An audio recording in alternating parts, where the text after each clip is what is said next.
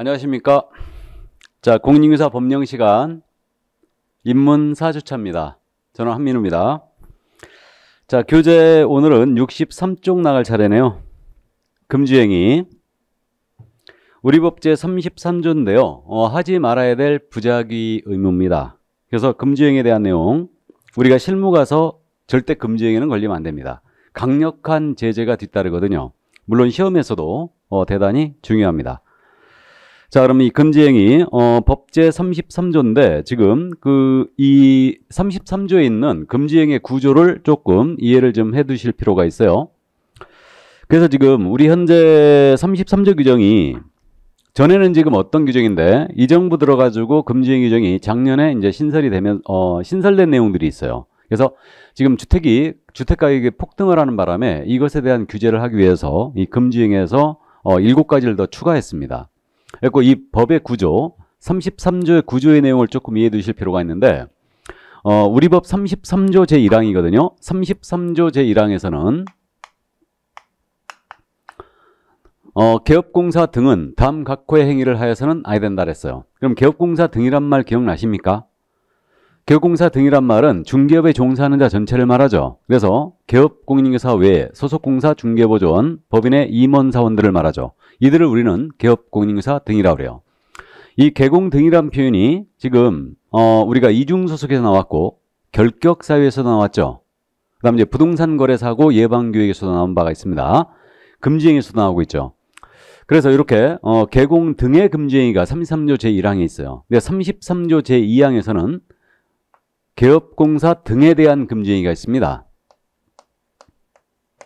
누구든지 다음 각호의 행위를 함으로써 개업공사 등의 업무를 방해해서는 안 된다. 이렇게 돼 있죠. 그러니까 33조 제2항은 개공 등에 대한 금지행위예요. 그래서 이것은 개공 등에 대한 금지행위이기 때문에 일반인에게도 적용된다는 거죠.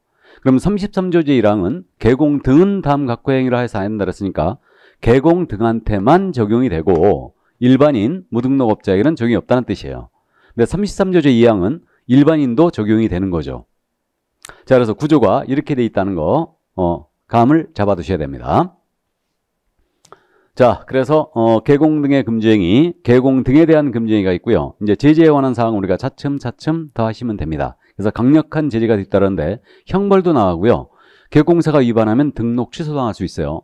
소공은 위반하면 자격정지를 받을 수 있죠. 자, 그래서 먼저 개업공사 등의 금지행위를 보겠습니다. 자, 그럼 개업공사 등의 금지행위인데 여러분들은 교재 어디를 보시냐면요. 지금 그 63쪽에 개업공사 등의 금지행위 해가지고 박스 쳐져 있죠. 그 박스의 동그라미 1번입니다. 그래서 지금 우리는 이게 기초입문서이기 때문에 이 부분에 대한 설명이 없지만 저는 이제 선생이니까 설명은 좀 해야 되겠죠. 그래서 첫 번째, 중개사물에 대한 매매를 업을 하는 게 금지되어 있어요. 그래서 매매를 여기에 밑줄이죠. 자, 그래서 첫 번째 금지행위가 매매업입니다. 그럼 매매업을 금지해놨는데 중개대상물에 대한 매매를 업을 하는 행위가 금지가 돼 있어요.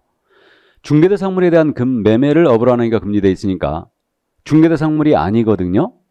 자동차 매매업을 합니다. 우리 법상 금지행위가 아닙니다.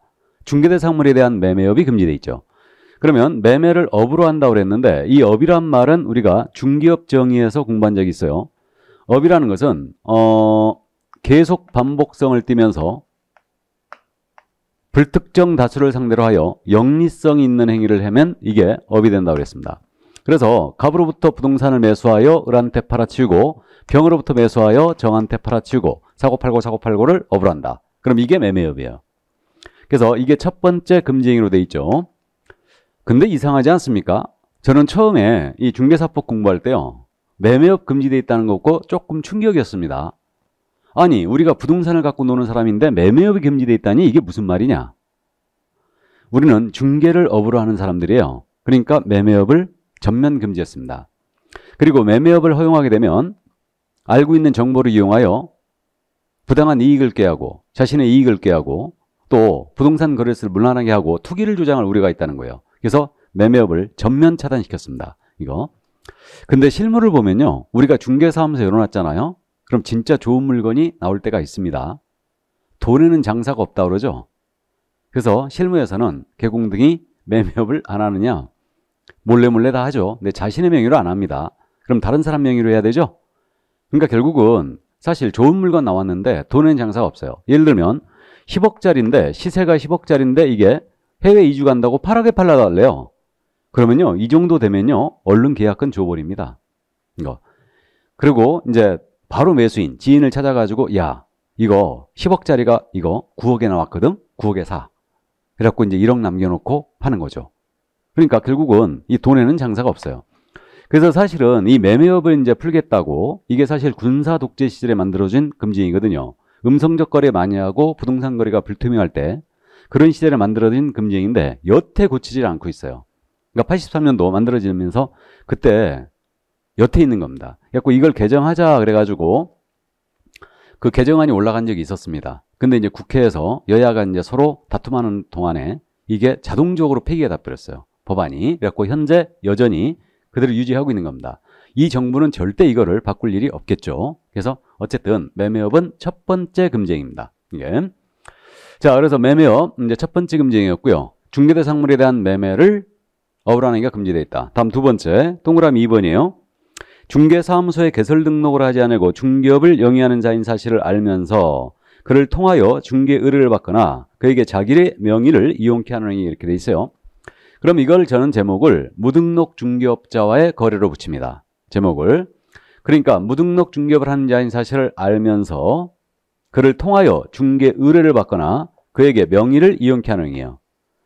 그럼 이것은 조문을 충실히 이제 이해하시는데 무등록 중개업을 하는 자인 사실을 알아야 돼요. 대전제는 알아야 되고 이 무등록 중개업자를 통하여 중개 의뢰를 받는 행위가 금지가 돼 있고 이자에게 자신의 명의를 이용케 하는 행위가 금지가 돼 있죠.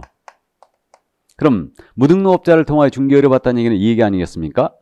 중개대상물을 우리 개업공사가 소개를 받는 거예요. 소개받는 과정에 무등록업자를 통하면 안 된다는 얘기죠. 그러니까 이자의 업무 활동을 도와주지 말란 뜻으로 이해가 됩니다. 이건 쉽게 이해가 돼요. 그래서 무등록업자를 통하여 중개 의뢰를 받는 순간 금지가 됐고 이 물건에 대한 거래 성사 여부는 따지지 않습니다. 그래서 이걸 성사시켰든 안 시켰든 관계없고 우리는 행위를 금지하기 때문에 이자를 통하여 의뢰받는 순간 금지행위예요. 나아가서 이자에게 명의를 이용케 했다. 그럼 이거 아니겠습니까? 갑을 간의 거래를 무등록업자가 소개했어요. 계약서를 써줘야 되거든요. 그러면 무등록업자가 자신 명의를 여기다 넣을 수 없잖아요. 그러니까 A의 명의를 빌리는 거죠. 빌려서 A가 여기다 명의를 자기 도장을 찍어주는 겁니다. 이거 하지 말란 얘기예요. 그래서 무등록업자임을 알면서 그를 통하여 중개 의뢰받거나 그에게 명의를 이용케 하는 행위를 전면 차단했습니다. 그럼 여기서 우리가 실무적으로 무등록업자들은요. 자금력이 풍부한 경우도 많고 좋은 물건 갖고 있는 경우도 간혹 있어요. 그럼 이들과의 거래를 완전히 끊을 수가 없는데 단지 이게 안 돼갖고 자격증을 지금 못 땄을 뿐 아닙니까? 그럼 이들과 거래했다가 걸리게 되면 어떻게 되겠습니까? 알아야 된다고 그랬죠? 몰랐다라고 오리발을 사정없이 내면 돼요. 오리발이 최고입니다. 알았다는 건 검사가 증명해야 됩니다. 자, 그래서 두 번째 금지행위 여기까지 이해를 해두시고 무등록 중개업자와의 거래 행위를 전면 차단했다. 자, 다음 세 번째 금지행위로 합니다. 그럼 세 번째 금지행위는 동그라미 3번이죠. 사례, 증여, 그 밖에 어떠한 명목으로도 법제 32조에 따른 보수 또는 실비를 초과하여 금품을 행위, 보수 초과에 밑줄 그으면 돼요. 자, 그러면 이제 보수 초과로 제목을 붙이는데 이거는 우리는 알고 있습니다. 우리 법이 정해진 중개보수에 대한 한도가 있죠. 이제 중개수수료라고 하지 마시고 중개보수라고 부르셔야 돼요. 이게 맞죠. 보수가 맞습니다. 그러면 명목의 불문이에요. 사례를 주던 고마워서 주던 어떤 식으로든 우리 법이 정해놓은 중개보수 한도를 초과하여 재산적 가치가 있는 일체의 것을 더 받는 게 전부 다 금지예요. 그러니까 웬만하면 더 받지 말라는 얘기입니다. 이게.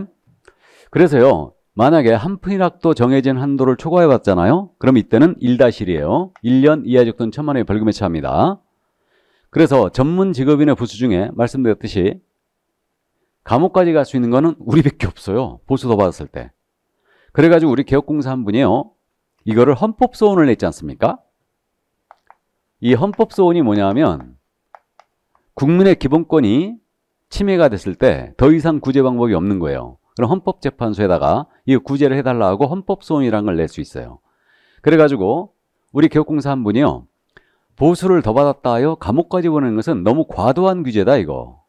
그래서 우리 국민이 갖고 있는 직업 선택의 자유, 행복 주권을 침해한 것이다. 그러므로 이거 위헌이다라고 헌법소원을 냈어요. 이전에 우리 헌법재판소 판결이 나왔거든요. 합헌 나왔을까요? 위헌 나왔을까요? 합헌 나왔으니까 당연히 우리가 공부하고 있겠죠. 위헌이 나왔다면 이거는 이제 우리가 공부 안 할 겁니다. 그래서 합헌 판결을 냈는데 왜 그랬냐면요. 부동산 중개라는 것이 국민 경제에 미치는 영향이 너무 크대요. 그래서 보수 더 받았을 때 감옥까지 보낼 수 있다는 것은 과도한 규제라 볼 수 없다 라고 해가지고 합헌 판결이 났습니다. 그럼 어쨌든 우리는 실무적으로 보수는 절대로 더 받지 마시기 바랍니다. 저는 여러 번 봤어요. 보수 더 받은 건요, 이게 우리 아킬레스건이에요. 그러니까 더 요구하지도 말고 더 받지도 말고 깎아주지도 말고 그렇게 FM대로 가시기 바랍니다. 이거. 그래서 사례 증여 명목을 따지 않고 재산적 가치가 있는 일체의 것을 더 받는 게 다 금지다. 그러면 현금으로 더 받은 경우는 똑 떨어지는 보수 초과고, 현금으로 더 받지는 않았지만 자동차를 받았다, 보석을 받았다, 백화점 상품권을 받았다, 어떤 식으로든 더 받지 말라는 얘기입니다. 고마워서 주든 어쨌든 요구해서 받든 어떤 식으로든 더 받으면 안 돼요. 자, 그럼 나머지 이제 케이스 바이 케이스로 이해해 두시는데, 기억나십니까? 분양대행 컨설팅이에요. 이거는 소개하는 행위가 아니라고 그랬죠. 그럼 이거 중개다 아니다? 중개 아니죠. 그러니까 분양대행 컨설팅은 중개가 아니니 이에 대한 보수는 아무리 많이 받아도 초과에 걸릴 일이 없죠. 나아가 권리금이 있습니다. 상가 거래할 때 권리금이 발생되고 있는데, 이 권리금은 집기비품에 대한 보상이라든가 영업상 노하우 이런 거에 대한 보상의 성격을 띠기 때문에 이거는 중개사물이 아니죠. 그러니까 권리금 거래 알선했어요. 그래도 이건 중개사물이 아니니까 중개가 아닙니다. 그러므로 보수 초과에 걸릴 일이 없다는 얘기죠. 자, 그 다음에 이제 이 당좌수표 사건을 기억을 해 두시는데, 요즘 뭐 요거 당좌수표 보기가 조금 힘든데 사업하시는 분들이 가계수표라는 걸 발행하죠. 그래서 은행하고 당좌 대월 계약을 체결해갖고 가계수표를 발행을 해요. 당좌수표를 발행하는데, 우리 기업공사가요 중개를 하고 중개보수를 받았는데 당좌수표로 받았어요. 근데 이 당좌수표로 받으면서 액면금액이 법정 한도를 초과했어요. 좋다고 받았거든요. 그래가지고 후일 이 당좌수표를 은행에 가서 교환을 해야 되지 않습니까? 교환하러 갔어요. 교환하러 갔는데 이게 부도 처리된 거예요. 부도 처리라는 것은 지급정지됐다는 얘기죠. 그래가지고 이 사건에서 부도 처리됐습니다. 그러니까 개공은 한 푼도 못 받은 거예요. 개공이 주장하기를 나는 실제로 받은 금액이 없으니까 보수 초과가 아니다 라고 주장했어요. 이거 부도 처리됐으니까 나는 받은 게 없다.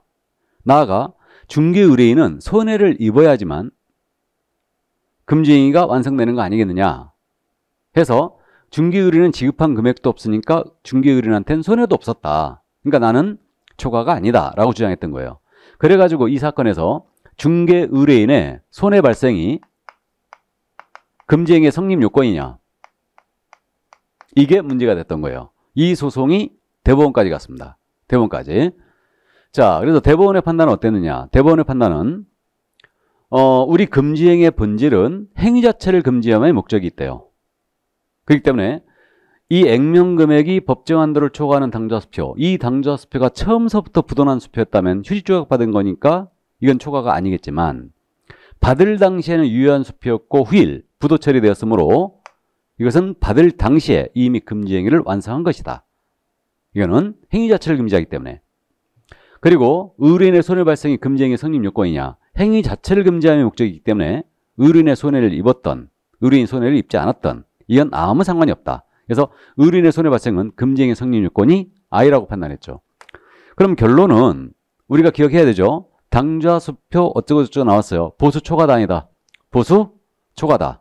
중개 의뢰인의 손해 발생은 금지행위 성립 요건이 아니었습니다. 이 점을 기억해 두셔야 되죠. 아주 운이 없는 케이스죠. 아니 더 받지도 못하고 사실 처벌만 받은 거예요. 그래서 당좌수표 사건, 이게 이제 뒤로 넘어져도 코가 깨진 사건이었습니다. 이게. 자, 그래서 이제 보수 초과는 요 정도까지만 이해를 해 두시기 바랍니다.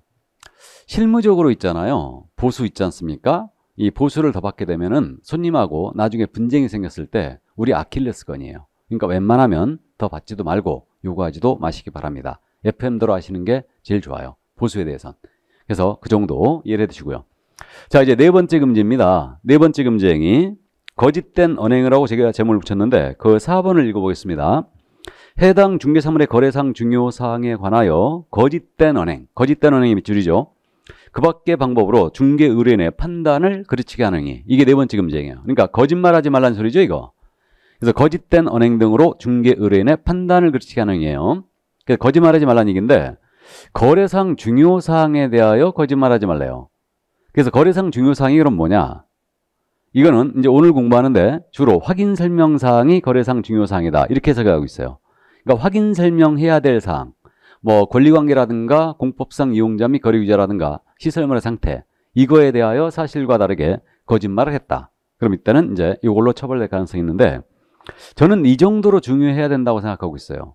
형사처벌이 뒤따르는 문제이기 때문에 중개 의뢰인이 이 사실을 알았더라면 거래를 하지 않았을 정도로 중요해야 돼요. 이러한 사실에 대해 거짓말했잖아요. 그러면 이제 처벌을 받을 수 있죠. 그래서 적극적으로 거짓말한 경우뿐만 아니고 소극적으로 거짓말한 경우도 포함될 수 있어요. 그러니까 물건에 대하여 만약에 소송이 제기됐는데 이 사실을 숨겼다. 그리고 거래시켰어요. 그러면 이것도 거짓된 언행이 될 수 있습니다. 이거는 그리고 전형적인 유형이죠. 개발 계획이 없음에도 불구하고 있는 것처럼 고지하여 거래시키는 행위. 전형적인 유형이죠. 또 거래가 한산해지면서 살려는 사람도 없어요. 근데 이 토지 사면 1년 내에 2배로 팔아줄게. 거짓된 언행이죠. 그럼 실제로 팔아주면 어떻게 되느냐? 실제로 팔아주면 우리는 행위 자체를 금지할 목적이 있다고 그랬죠. 이미 이렇게 하는 순간 이건 거짓된 언행이 된 거예요. 후일 진짜로 2배로 팔아주면 그 점은 판사가 감안할 거예요. 판사가 그래 팔아줬으니까 내 봐줄게. 그럴 수도 있죠. 그래서 어쨌든 금지 행위는 틀림없습니다. 그래서 이런 것들이 거짓된 언행들이에요. 그럼 여기서 이제 참고로 거짓된 언행에 거래상 중요사항에 대해 하지 말라고 그랬어요. 거짓된 언행을. 그럼 거래상 중요사항은 주로 확인 설명사항이라고 했는데 최근에 우리 판례가 이 가격에 대한 정보 있지 않습니까? 이것도 거래상 중요사항이 될 수 있대요. 즉 시세 있죠. 시세를 그르치한 거 이런 것들도 다 이제 거짓된 거래상 중요사항이 될 수 있다. 이렇게 했습니다. 그래서 말이에요. 뭐 예를 들어서 시세가 10억입니다. 근데 시세가 만약에 뭐 8억이라 하겠다든가 이렇게 되면 이거는 거짓된 언행이 될 수 있어요. 이게. 자, 그럼 잠깐 참고로 우리가 지금 중개활동을 하고 있지 않습니까? 그럼 시세가 10억이에요. 매도인한텐 얼마라고 해야 됩니까? 매도인한텐 9억? 9억이요? 그럼 잘못하면 이거 사기로 갈 수 있어요. 그죠? 이 정도 차이면 아니 시세가 10억인데 10억이라고 하셔야지. 왜 9억이 나옵니까? 이게. 그럼 매수인한테는 얼마라고 그래야 돼요? 매수인한테는 11억? 10억이라고 해야 되죠? 자, 이렇게 되는데 근데 우리가 원만한 중개활동을 위해서 매도인한테는 시세보다 조금 낮게 얘기하죠. 그죠? 뭐 9억 8천 정도 될 겁니다. 이 정도 얘기하고 10억에 팔아주고 아주 비싼 값으로 팔아준 것처럼 해가지고 보수를 무지하게 뜯어내야지. 이게 능력 있는 개공 아니겠습니까? 그럼 매수인한테는 시세보다 조금 높게 얘기하죠. 그리고 이제 10억에 거래시키는 거예요. 그죠? 원만한 중개활동을 위해서. 그래서 이게 이제 능력 있는 개공입니다. 자, 그래서 어쨌든 시세도 거래상 중요사항이 될 수 있다. 이 정도 이해해 두시는데 통상적으로 말이에요. 중개 의뢰인한테 거짓말하게 되면 의뢰인이 손해입을 것이 거의 분명하죠. 그럼 중개 의뢰인한테 거짓말을 하여 손해까지 입혔다. 이렇게 되면요. 이게 타인을 기망하여 재물을 편취한 행위예요. 그럼 이거 형법상의 범죄로 간다는 얘기죠. 타인을 기망하여 재물을 편취한 행위. 이게 뭐냐? 이게 뭡니까? 다름 아닌 사기예요. 사기는 훨씬 더 큽니다. 사기는 10년 이하의 징역 또는 2천만 원 이하 벌금이에요. 이거 형법상. 이거 거짓된 은행은 1-1이거든요. 근데 실무적으로 거짓말했다가 이게 걸렸잖아요. 그러면 거의 의뢰인이 손해입을 것이 거의 분명해요. 분명하기 때문에 거의 100% 사기로 갑니다. 여기에 걸리면. 그리고 우리가 조심해야 될 게 사기죠. 판사도 사람인지라 우리 개공이 사기죄로 잡혀왔다. 그럼 판사는 미리 예단이라는 걸 하면 안 돼요. 아, 저놈은 사기범 맞아. 이런 거 하면 안 되거든요. 안 되는데 어쨌든 그래도 사람인지라 사기범 한번 왔군. 속으로 그러겠죠? 상당히 불리합니다. 그래서 어쨌든 이제 요거 거짓대명에 걸리면 거의 사기로 걸릴 가능성이 커요. 자, 그래서 네 번째 금지행위가 이거였는데 여기까지가 1년 이하 적도는 1,000만 원의 벌금이었어요. 이게 1-1입니다. 여기까지가. 나머진 전부 다 3년 이하 적도는 3,000만 원의 벌금이에요. 거래 질서를 문란하게 할 우려가 있는 행위이기 때문에 나머지 지금서부터는 이제 다 3년짜리 징역사유다. 자, 그러면 이제 5번째 금지행위로 합니다. 관계 법령에서 양도, 알선 등이 금지된 부동산의 분양, 임대 등과 관련 증서 등의 매매 교환 등을 중개하거나 증서 등 밑줄이죠. 매매 교환 등을 중개하거나 중개 밑줄이고 그 매매를 업으라는 행위. 매매를 업 밑줄이에요. 그러면 지금 포인트는 그래서 증서 등의 중개 매매업으로 제목을 붙이는데 증서 등에 대하여 중개를 해서도 안 되고 매매업을 해서도 안 돼요. 그럼 중개가 뭐고 매매업 문제는 우리가 알아봤으니까 증서가 뭐냐가 포인트가 된 거죠. 그러면 지금 그 법문에서 뭐라 그러냐면 관계 법령에서 양도, 알선 등이 금지된 부동산, 분양, 임대 등과 관련있는 증서래요. 그래서 결국은 이 증서가 여러분들이 주택법 시간, 공법 시간에 주택법을 공부하잖아요. 그때 주택 공급 질서 교란 행위를 공부해요. 주택 공급 질서를 문란하게 하는 행위죠, 이거. 여기서 나오는 것들이 증서라고 이해하면 돼요. 그래서 대표적인 게 거기서 나오는 게 입주자 저축 증서가 있습니다. 입주자 저축 증서를 다른 말로 뭐라 하냐면 이게 청약 통장이에요. 대표적인 증서고요. 청약 통장. 그리고 주택 상환사채. 요즘 요거 보기 힘든데 회사채거든요. 근데 나중에 주택으로 받을 수 있는 거예요. 이게 주택 상환사채 증서고요. 또 철거 예정자 확인서, 이주대책 대상자 지위 확인서, 뭐 무허가 건물 확인서 이런 것들이죠. 이런 것들을 실무에서 뭐라고 부릅니까? 딱지라고 부르는 거죠. 아, 그럼 5번째 금지행위는 그거 아니에요? 딱지치기 하지 말라는 얘기예요, 이거. 그죠? 그러니까 이런 딱지에 대하여 중개를 해서도 안 되고 매매업을 해서도 안 된다. 그래서 이게 바로 이제 딱지입니다. 이 딱지는 물딱지가 있고 조개딱지도 있고 뭐 여러 가지 딱지가 있죠. 이게 있는데 참고하세요. 물딱지가 실무에서 뭐라고 그러냐면 상업용지를 공급할 수 있는 지위. 이게 물딱지예요. 그러니까 이게 마을인데 싹 밀어버리고 여기다 아파트를 짓는다. 그럼 여기서 영업하던 분들 있죠. 이런 분들은 상업용지를 이제 받을 수 있는 지위를 주죠. 이게 바로 물딱지예요. 그럼 이제 도로변으로 받으면 참 좋겠죠. 그래서 물딱지가 리스크가 큰 거고요. 조개딱지라는 게 있어요. 이게 송도 같은 경우는 인천 송도 그쪽에는 지금 현재 싹 매립을 해갖고 지금 송도 신도시가 쓴 거 아닙니까? 그래서 거기는 조개딱지라는 게 있어요. 그건 이제 어민 보상용지죠. 어민들한테 보상인 게 일단 그 조개딱지라고 그래요. 자, 그래서 이게 딱지입니다. 그러면 이거 아니겠습니까? 갑이 1순위 통장을 갖고 있어요. 이 통장을 을한테 파신대요. 이 거래, 이거 소개하지 말란 얘기죠.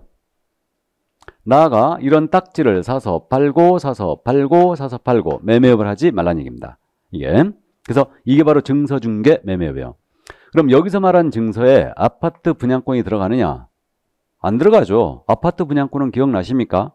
중개대상 물이에요. 그리고 이거 상가 분양계약서가 있는데 갑과 을이 상가 분양계약서를 서로 사고 판 거예요.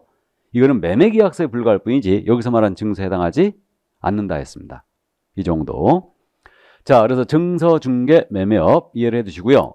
증서가 뭐냐가 핵심 포인트가 되는 겁니다. 그래서 주택법을 공부하면 이건 이제 쉽게 이해를 해버리죠. 자, 그래서 5번째 금지행위를 받고 그럼 6번째 금지행위를 볼까요? 중개 의뢰인과 직접 거래를 하거나 거래항사 쌍방 대리하는 행위. 직접 거래의 밑줄이에요. 쌍방을 대리해도 밑줄입니다. 그럼 직접 거래 쌍방 대리 이거는 직접 거래 개념은 이거예요. 중개를 의뢰한 자란 점이 전제가 돼야 됩니다. 그리고 이 의뢰인인 자와 중개대상물에 대해서 우리 개공등께서 거래를 했잖아요. 그럼 이게 직접 거래예요. 그럼 이 거래의 범주에는 매매뿐만 아니고 임대차, 교환, 지상권 설정 계약, 지역권 설정 계약 다 포함해요. 어떤 식으로든 의뢰인과 거래하지 말라는 얘기예요. 이 의뢰인에게 피해를 줄 우려가 있기 때문에 그래요. 그래서 이게 바로 직접 거래입니다. 그러면 의뢰인자와 중개대상물에 대한 거래해야 되잖아요. 그럼 중개사물이 아닌 것을 의뢰인과 거래하는 거예요. 예를 들어서 의뢰인이 중고자동차를 팔려고 합니다. 중개보증인이 마침 그게 필요해갖고 매수를 했어요. 이건 직접 거래 아니죠. 중개대상물에 대한 거래해야 돼요. 그러면 이거는 횟수를 따지지 않아요. 의뢰인자와 한 번 거래도 직접 거래, 여러 번 해도 직접 거래가 됩니다. 그러면 의뢰인이 아파트를 팔려고 한다. 그거를 우리 개공이 샀다. 그럼 직접 거래예요. 또 우리 개공이 또는 중개보증인이 소공이 갖고 있던 부동산을 의뢰인자에게 팔아치웠어요. 그럼 이것도 직접 거래죠. 세를 놔도 마찬가지예요. 다. 이게 그래서 횟수 불문. 또 목적도 불문이에요. 이거 실수요 목적이어도 소용없습니다. 그러니까 우리 소속공사가 전세 아파트를 구하고 있었거든요. 근데 우리 의뢰인이 마침 전세 아파트 세를 놓은 거예요. 그래가지고 우리 소공이 직접 거주할 목적으로 의뢰인과 전세 계약을 했다. 그럼 이것도 직접 거래입니다. 그래서 어떤 식으로든 의뢰인과 거래하지 말란 얘기죠. 그러면 이제 우리 개업공사가 상가 건물 한 채를 갖고 있거든요. 1층에 중개사무소를 열었어요. 그리고 2층, 3층, 4층, 5층은 사무실 임대업을 영위하고 있습니다. 임대업을. 여러분들 최종적인 꿈이 이거라면서요. 건물 한 채 마련해가지고 1층에 중개사무소를 열고 나머지는 임대업을 하면서 노후를 대비해야지. 아주 소박한 꿈을 갖고 있습니다. 꼭 이루시길 바라겠습니다. 그러면 여기 A 사무소 이제 열어놨는데 갑이란 자가 어느 날 이 사무소를 찾아왔어요. 내가 사무실에 세를 놓고자 한다 라고 해요. 마침 4층이 비어 있었거든요.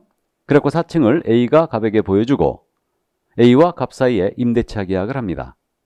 그럼 이거 직접 거래 맞아요? 직접 거래죠. 그러니까 개공이 자신 소유의 건물에 대하여 갑에게 세를 놨네요. 그럼 직접 거래 맞아요. 이거 피해 가야 되겠죠? 어떻게 피해 가면 되느냐? 자, 옆집 B 있죠? B한테 얻는 가서 네 의뢰인 해라 그러면 돼요. 그러면 갑은 B의 의뢰인이 됐고 A도 B의 의뢰인이 된 거예요. 그래서 우리 판례가, 이거는 농담이 아닙니다. 우리 판례가 다른 개업공인중개사의 소개로 부동산을 매수하고 또 다른 개업공사의 소개로 부동산을 매도하는 행위는 직접 거래에 해당하지 않는다라고 했어요. 이게. 그래서 결국은 내 부동산을 의뢰인에게 세를 놓는다. 의뢰인 소유의 부동산을 내가 산다. 세를 얻는다라고 할 때는 다른 개공의 도장이 필요하다는 얘기죠. 그 얘기입니다. 그래서 다른 개공이 소개하면은 이때는 직접 거래를 피해갈 수 있다는 얘기예요. 실무적으로는요, 이 경우 B한테 아쉬운 소개하기 싫으니까 A가 갑하고 직접 계약서를 써버리죠. 직거래한 것처럼. 근데요, 이거 나중에 갑이 계약에 문제가 생겨 갑이 이걸 틀어대잖아요. 문제가 생겼잖아요. 그러면 이거 처벌을 면할 수 없습니다. 그러니까 안전빵으로 하세요. 내 부동산 의뢰인에게 의뢰인과 거래한다. 그럼 다른 경우의 도장이 꼭 필요하다는 얘기죠. 그래야 안전빵으로 가는 거예요. 요즘 또 우리 인터넷이 워낙 발달되어 있어서 이거 직접 거래 금지되어 있다는 거 아는 손님들이 있어요. 그러니까 웬만하면 손님한테 브리핑 해야죠. 이거 명의가 내로 돼 있다. 이거 손님하고 내가 직접 계약을 할 수는 없습니다. 없으니까 여기 이 물건은 B가 갖고 있다. 그러니까 B 사무소 가서 계약서를 쓰고 거기다가 중개 보수를 주시면 됩니다. 보수 줘야 된다는 얘기 꼭 해야 됩니다. 이거. 그리고 이제 손님을 모시고 와서 여기서 계약서를 써야지. 그리고 미리 B하고 합의해놔야 되죠. 반띵이다. 그죠? 그러니까 개공들끼리도 서로 단골이 있어요. 손님만 단골이 있는 게 아니에요. 그래서 어쨌든 이런 식으로 정리를 하시기 바랍니다. 이게 그 실무적으로 제일 많이 질문하신 것 중에 하나가요. 그거예요. 그러니까 예를 들어서 A의 중개사무소인데 여기 중개보조원 갑이 계세요. 보조원 명의의 부동산을 손님한테 파는 거를 A가 중개하게 되면 이게 직접 거래냐 아니냐. 이걸 질문을 많이 하시거든요. 근데 이건 처벌 사례가 없어갖고 제가 잘 모르겠는데 솔직히 제 개인적인 소견을 말씀드리면 이건 직접 거래 맞죠. 그냥 이 사무소에 찾아온 손님 아닙니까? 그러면 보조원이 이 의뢰인한테 팔아치우는 거 아니에요. 지금 세를 놓거나 이걸 개공이 중개했다요. 보조원이 피해가느냐? 아니죠. 이거는 못 피해가요. 근데 이런 경우는 돼요. 예를 들어서 A의 사무소에 근무하는 보조원, 이건 판례가 나왔는데 A 사무소에 근무하는 갑입니다. 보조원 갑인데 요 보조원의 물건을 아파트를 비개공이에요. 비개공의 손님인 을이 이거를 얻고자 해요. 이때 이제 A, B가 공동중개해갖고 도장을 찍은 거예요. 이게 문제가 됐었는데 판례는 뭐라고 그러냐면 이 경우는 B가 지금 손님을 모시고 왔죠. 그러니까 을이 A의 손님 아니잖아요. 당연히. 그러니까 이건 직접거래가 아니라고 했죠. B의 손님이잖아요. 이거는. 당연한 결과였는데 이 소송 이제 대판이 나온 게 있습니다. 그래서 이 정도 참고를 해 두시고요. 자, 그래서 직접 거래가 전면 다 금지가 돼 있고요. 이렇게 돼 있고 이때 이제 참고 우리가 아직 그 민법 시간에 대리라는 걸 공부를 했는지 안 했는지 모르겠는데 의뢰인과 직접 거래가 금지되어 있는데 이 의뢰인의 대리인과 의뢰인 소유 부동산을 거래한 거예요. 대리인. 그러면 여러분들이 상식적으로 알잖아요. 대리인의 법률행위의 효과는 중개 의뢰인한테 귀속되죠. 그러니까 이건 직접 거래예요. 그러니까 직접 거래에서 말하는 의뢰인에는 이 대리인, 수임인 다 포함입니다. 이 정도 일단은 이해해 두시고. 자, 그러면 이제 직접 거래가 전면 금지가 되어 있고요. 쌍방 대리를 보겠습니다. 그럼 쌍방 대리는 여러분들이 민법 대리편을 공부했다면 쉽게 이해가 되는데 양쪽을 다 대리했다는 얘기죠, 이거. 그러면 양쪽을 다 대리하는 이 쌍방을 대리하는 게 금지가 되어 있는데 이거죠. 갑을 사이의 거래를 우리 개공 A가 소개했습니다. 계약서를 쓰는 날 이 갑이 격리를 당했대요. 못 나오시겠대. 그래가지고 대리권을 수여했어요. 을 역시 갑자기 내가 지방 출장 가게 됐다. 해갖고 못 나오겠다. 해갖고 대리권 수여했어요. 그러면 계약공사 A가 양 당사자로부터 전권 위임받았죠? 그래가지고 혼자서 북치고 장치고 다 해버린 거예요, 지금. 이게 바로 쌍방대리죠.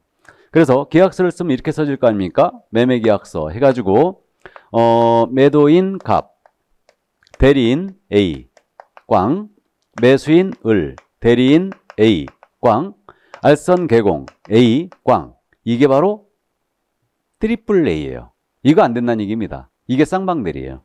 이게. 그럼 민법은 쌍방대리 원칙적으로 금하고 있지만 민법에서는요. 당사자의 동의가 있으면 허용되거든요. 근데 우리는 동의 불문 금지행위예요. 어느 한쪽 의뢰인에게 피해줄 우려가 있기 때문에 이때는 동의 불문 우리는 금지행위로 갑니다. 쌍방을 대리하여 계약서를 쓰는 행위는 모두 금지예요. 이거는 금지고요. 그럼 쌍방 대리가 금지가 돼 있으니까 일방 대리는 허용이 되느냐? 일방 대리는 허용돼요. 그러니까 갑으로부터만 대리권 받고 을과 계약을 해주는 거예요. 이건 상관없죠. 실무적으로 일방 대리 어디서 많이 하면요. 원룸 계약이라든가 오피스텔 계약할 때 개공이 일방 대리 많이 하죠. 그러니까 주인분이 오피스텔이나 원룸 있잖아요. 이거는 자꾸 임차인들이 바뀌죠. 그러니까 할 때마다 오지 않아요. 위임을 해놓죠. 중개사무소에. 그래가지고 이렇게 일방 대리를 많이 하고 있습니다. 그래서 쌍방을 대리하는 게 전면금지, 동의불문 금지다. 이 정도 이해해 두시고. 자, 그럼 이제 7번째 금지행위로 갑니다. 7번째 금지행위 7번이죠. 탈세 등 관계법령을 위반할 목적으로 탈세 밑줄 긋고요. 소유권 보존 등기 또는 이전 등기를 하지 아니한 부동산이나 등기를 하지 아니한 부동산의 밑줄이에요. 관계법령의 규정에 의하여 전매 등 권리의 변동이 제한된 부동산, 권리의 변동이 제한된 부동산의 밑줄이에요. 이것에 매매를 중개하는 등 부동산 투기를 조장하는 게 투기를 조장의 밑줄이에요. 그래서 제목을 저는 이제 투기 조장행위로 붙입니다. 그럼 투기 조장의 유형은 두 가지가 있네요. 하나는 탈세 등 목적으로 미등기 부동산의 전매를 중개한 경우 첫 번째. 다음 권리의 변동, 관계법령에서 권리의 변동이 제한된 부동산이에요. 이것의 전매를 중개했어요. 그럼 투기조장으로 갑니다. 그럼 탈세 목적 미등기 부동산 전매 중개는 이거 아니겠습니까? 컵으로부터 을이 부동산을 매수했는데 자기 앞으로 등기를 안 합니다. 양도소득세 취득세 내기 싫어서 미등기 상태에서 병에게 팔아치우는 거예요. 이 거래를 소개하지 말라는 얘기예요. 이거 소개하면 일단 금지행위로 가는 거죠. 자, 그런데 을이 갑으로부터 매수하기를 10억에 샀는데 가격이 툭 떨어지는 바람에 병한테 팔기는 9억 8천에 팔았어요. 오히려 2천만 원 손해봤죠. 그럼 이자가 전매 차익을 못 얻었다는 얘기 아니에요. 그럼 이자가 차익을 못 얻으면 이거 소개한 개공 투기조항을 피해갈 수 있느냐? 못 피합니다. 우리는 행위를 금지하기 때문에 이자의 전매 차익 여부는 불문이에요. 불문하고 이건 금지행위로 합니다. 전매 차익은 따지지 않는다. 이거. 다음에 권리의 변동이 제한된 부동산을 전매 중개했다. 그럼 이게 뭐냐? 권리의 변동이 제한됐다고 그랬잖아요. 대표적으로 이게 뭐냐면 우리 지금 수도권 지역에서 투기과열지구 있지 않습니까? 투기과열지구로 묻게 되면 분양권 아예 전매 금지죠.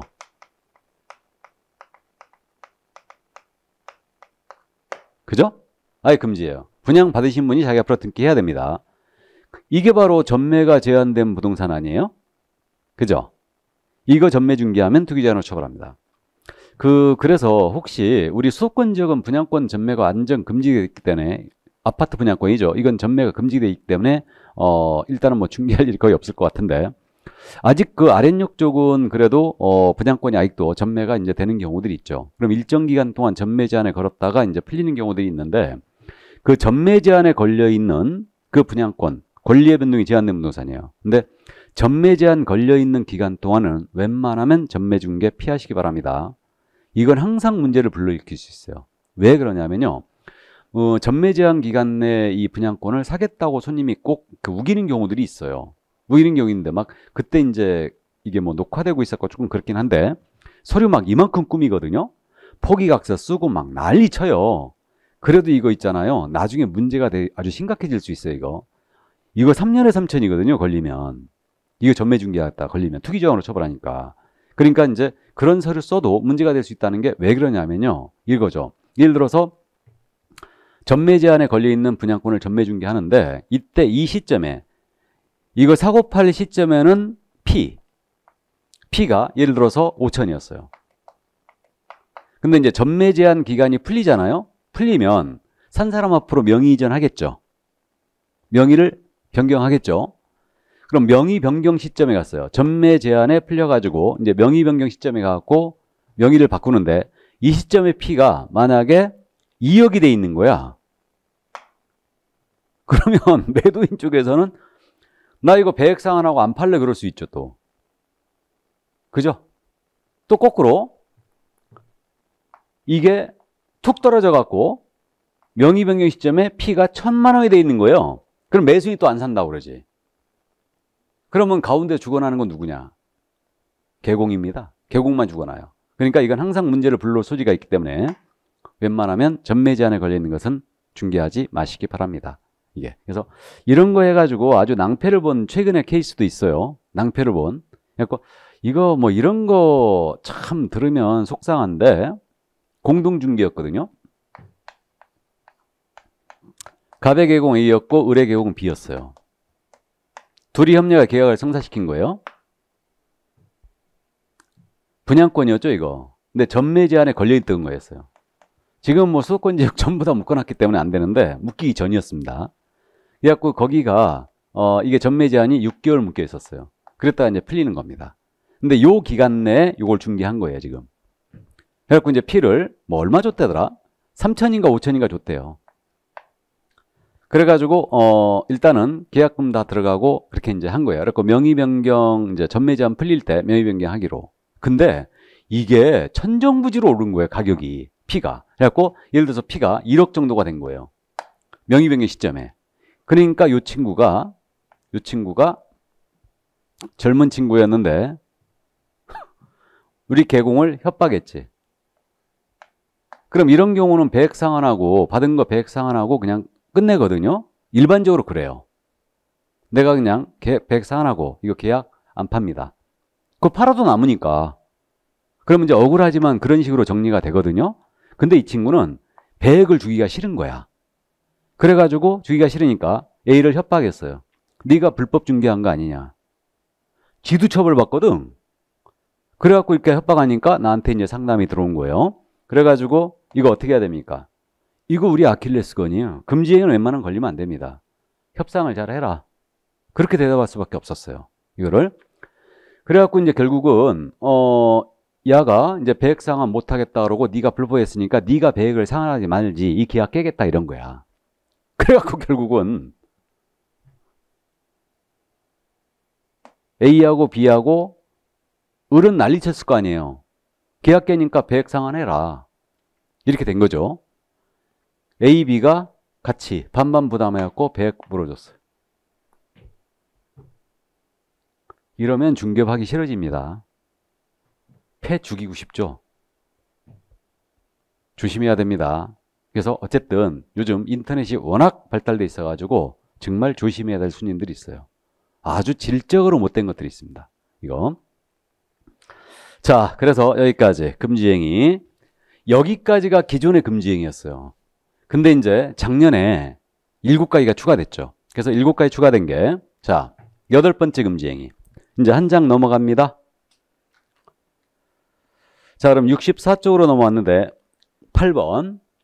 부당한 이익을 얻거나 제3자에게 부당한 이익을 얻게 할 목적으로 거짓으로 거래가 완료된 것처럼 꾸미는 등 중사물의 시세에 부당한 영향을 주거나 줄 우려가 있는 행위. 저는 이걸 제목을 시세 교란 행위로 붙입니다. 우리 개업공사가 부당한 이익을 얻거나 제3자에게 부당한 이익을 얻게 할 목적, 그러니까 소유자에게 이익을 얻게 할 목적으로 거래가 완료된 것처럼 꾸미는 겁니다. 시세에 부당한 영향을 주거나 줄 우려가 있는 행위가 금지가 돼 있죠. 이건 부연 설명 안 해도 느낌 딱 오시죠. 예를 들어서 뉴스를 보셨어요. 이 아파트 단지 대표자가 오시는 거예요. 그래갖고 우리 35평형 아파트에 대해서는 이거 10억 이하로는 절대 안 된다. 요즘 35평형이 10억 이하가 있나? 우리 서울에서는 없죠. 그러면 이제 15억으로 그냥 해보죠. 이 정도. 15억 이하로는 절대 안 된다. 이거. 그래가지고 현재 시세가 이게 13억이에요. 근데 15억으로 끌어올려야 되겠어. 그래가지고 개공한테 와서 그러는 거죠. 우리가 응분에 사례를 할 테니까 15억에 거래했다고 소문을 내주세요. 그럼 만약에 그 따라가지고 소문을 냈다. 그러면 그냥 3년 이하 또는 3천만 원에 불과합니다. 이거. 그래서 시세를 건드리는 행위를 모두 잡겠다는 얘기죠. 이게 8번째. 다음 9번째 갑니다. 9번째로 그 9번인데 단체를 구성하여, 단체를 구성의 밑줄이죠. 특정 중사물에 대한 중개를 제한하거나 중개를 제한의 밑줄이고, 단체 구성원 이의자와 공동중개를 제한하는 게 공동중개를 제한, 여기에 밑줄이에요. 그러면 결국 제목은 단체 구성 중개 제한이라고 붙입니다. 이렇게 되는데 지금 지역별로 우리 개호공의 모임이 다 있죠. 친목회가 다 있어요. 그래가지고 모임을 구성해서 자기네들끼리 물건을 공유를 하면서 자기네들끼리만 거래를 하고 있죠. 그래갖고 이렇게 단체를 구성해서 특정 물건에 대한 중개를 제한한다든가 단체 구성원 이외이자, 즉 이 회원이 아닌 개공, 그러니까 비회원인 개공과 중개를 공동중개하는 것을 제한을 했다.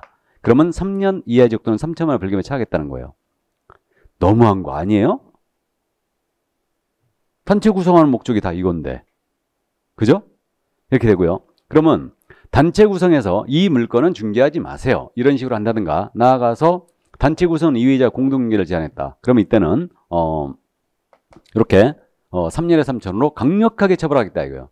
근데 요거는 조금 무리가 좀 있어 보입니다. 솔직히 있어 보이는데 특정 물건을 중개를 제한했다. 이런 것들은 이제 뭐 그런 거죠. 뭐 단체 구성해갖고 저 물건은 저 주인이 아주 그러니까 중개하지 마세요. 이런 식으로 가는 거죠. 그래서 어쨌든 이제 이게 9번째 금지행위였어요. 그래서 개공 등의 금지행위가 9가지가 이거였습니다. 솔직히 녹화가 되고 있어서 적나라하게 얘기를 못 하겠네요. 어쨌든 자, 그러면 이 정도 이해를 해두시고, 그럼 이제 요 개공 등의 금지행위 9가지가 이거였고요. 나중에 기회가 있을 거예요. 얘기 말씀드릴 기회가. 자, 그 다음에 이제 누구에게나 적용되는 금지행위를 가지고 64쪽에 있는데 그 누구에게나 적용되는 금지행위. 그러면 잠깐 보실까요? 이건 개공 등에 대한 금지행위로 저는 제목을 붙였습니다. 개공 등에 대한 금지행위를 하는 거예요. 이거를 업무를 방해하는 행위죠. 누구든지 이 행위를 하면 안 돼요. 근데 이거는 목적범위예요. 시세에 부당한 영향을 줄 목적으로. 이 목적이 있어야 돼요. 대전제가. 그래서 첫 번째가 안내문, 온라인 커뮤니티 등을 위해서 특정 개공에 대한 중개 의뢰를 제한하거나 제한을 유도하는 행위. 이거는 특정 개공에 대한 중개 의뢰를 제한에 밑줄 그어놓으면 되죠. 그러니까 왕따 시키는 거죠. 우리 35평형은 15억을 유지를 해야 되는데 이 개공이 말을 안 듣는다 이거예요.